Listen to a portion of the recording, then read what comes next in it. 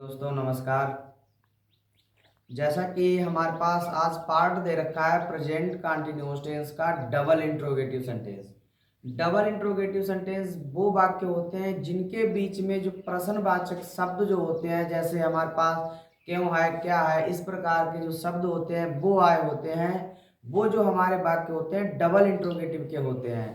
तो किस तरीके से इसे हम बनाते हैं और किस तरीके से इसका जो नियम होता है वो इस वीडियो के माध्यम से हम आप लोगों को बताएंगे। उससे पहले जो है आप लोगों से एक छोटी सी रिक्वेस्ट है, अगर आप हमारे चैनल पर नए हैं तो वीडियो को लाइक और चैनल को सब्सक्राइब करने की कोशिश करें, जैसा कि जब हम आगे कोई इस तरीके की वीडियो बनाएं तो आप लोगों को जल्द से जल्द प्राप्त हो जाए।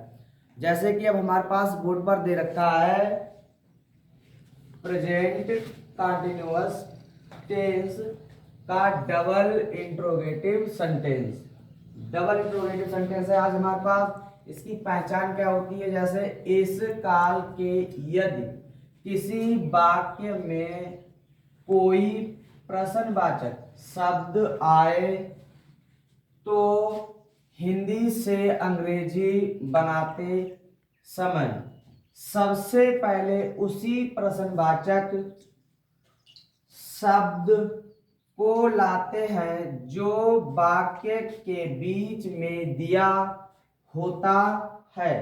फिर सहायक क्रिया इज एम आर लाते हैं। फिर सब्जेक्ट लाते हैं। यदि वाक्य में नहीं शब्द दिया गया हो तो सब्जेक्ट के बाद नॉट लाते हैं। यदि हमारे जो हिंदी के वाक्य दिए गए होंगे उनमें अगर नहीं शब्द आया है तो जो है हमें सब्जेक्ट के बाद में नॉट को लाना है।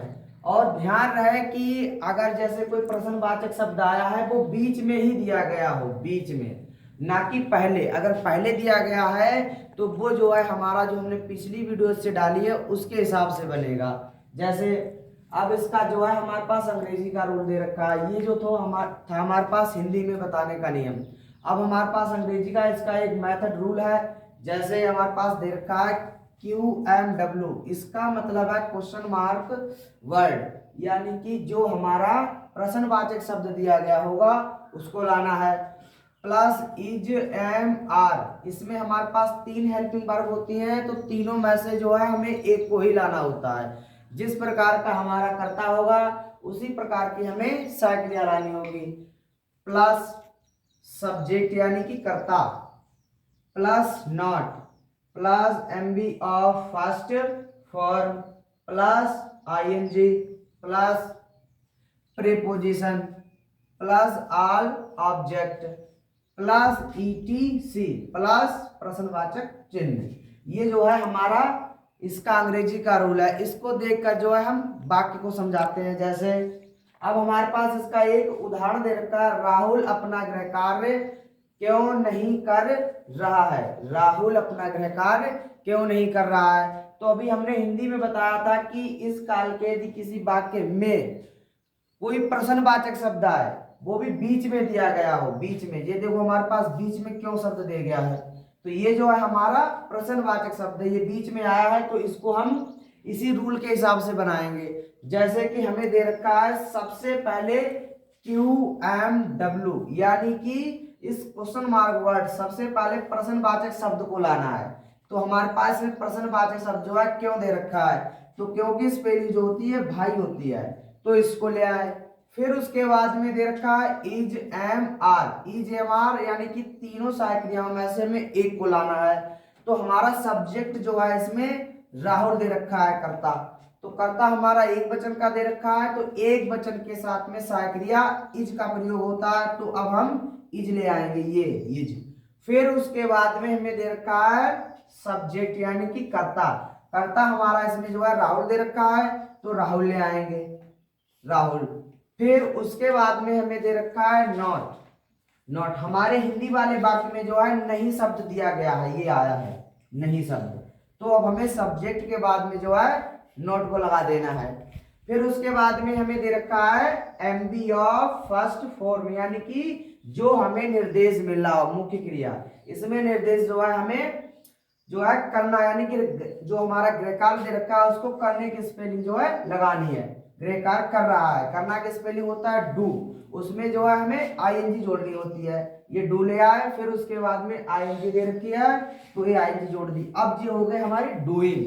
फिर उसके बाद में हमें दे रखा है प्लस प्रेपोजिशन। प्रेपोजिशन ये अपना वर्ड जो है ये हमारे प्रेपोजिशन है।